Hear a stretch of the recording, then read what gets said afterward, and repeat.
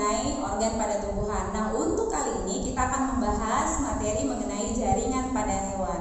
Adapun tujuan pembelajaran kita untuk pertemuan kali ini adalah menganalisis keterkaitan antara struktur sel pada jaringan hewan dengan fungsi organ pada hewan. Anak-anak ibu, hari ini kita masuk materi jaringan hewan. Buka bukumu halaman 48. Jaringan hewan dibedakan menjadi jaringan penyokong atau jaringan ikat, jaringan otot, jaringan lemak, jaringan epitel atau epitelium, dan jaringan saraf.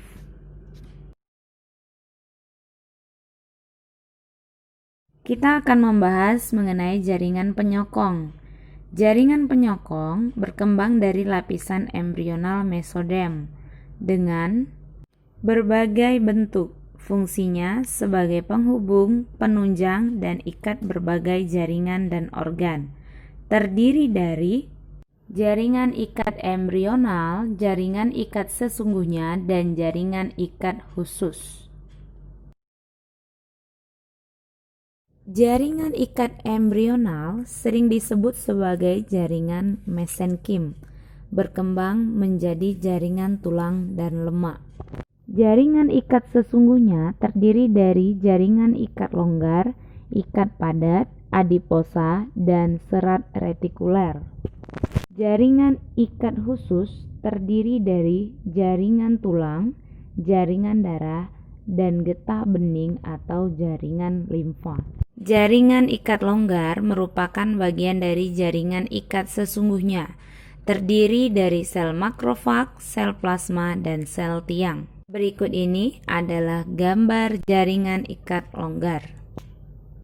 Perhatikan, berikut ini adalah tabel jenis sel yang terdapat pada jaringan ikat longgar beserta fungsinya. Berikutnya jaringan ikat padat yang masih merupakan jaringan ikat sesungguhnya. Tersusun dari sel fibroblas. Terdiri dari jaringan ikat padat teratur dan jaringan ikat padat tak teratur. Perhatikan contoh. Jaringan ikat khusus, misalnya jaringan tulang. Perhatikan gambar berbagai macam jaringan tulang berikut. Jaringan darah merupakan bagian dari jaringan ikat khusus. Perhatikan macam-macam sel darah berikut. Selanjutnya adalah jaringan otot, memiliki gabungan protein kontraktil berupa filamin aktin dan miosin. Terdiri dari otot polos, otot lurik atau otot rangka, dan otot jantung.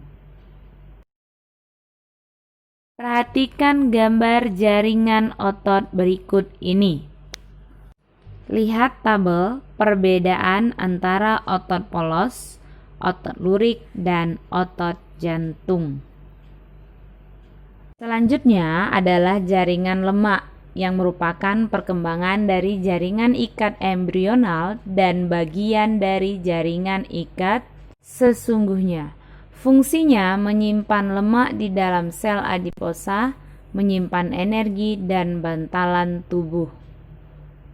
Coba kamu perhatikan gambar jaringan lemak berikut, di mana sel-sel lemaknya terdapat pada jaringan adiposa.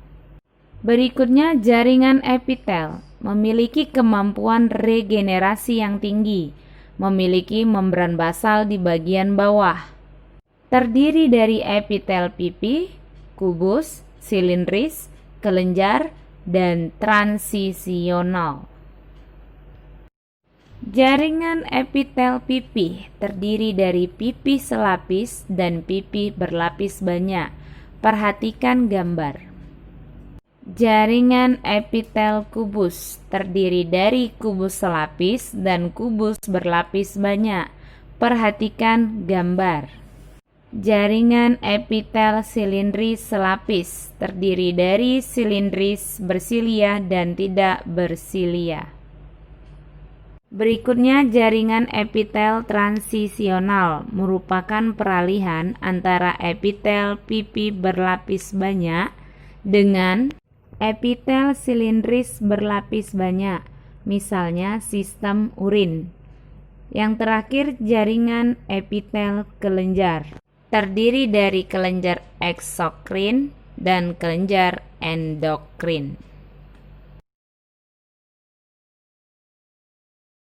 Perhatikan tabel berikut macam-macam epitel beserta fungsinya.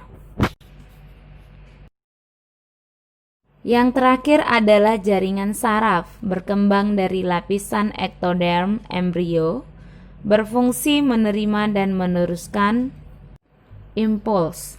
Sel saraf disebut neuron. Neuron terdiri dari neuron sensoris, motoris, dan konektor. Perhatikan gambar neuron berikut beserta bagian-bagiannya.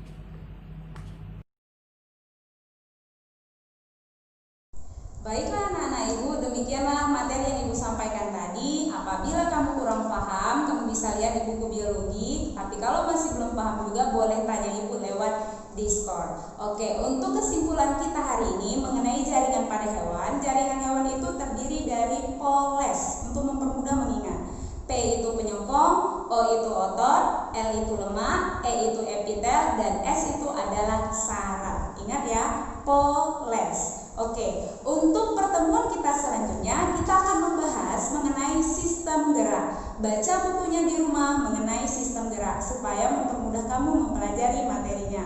Tak lupa Ibu ingatkan, jangan lupa protokol kesehatan. Lagi-lagi Ibu ingatkan, gunakan masker, cuci tangan, dan jaga jarak. Selamat pagi semuanya.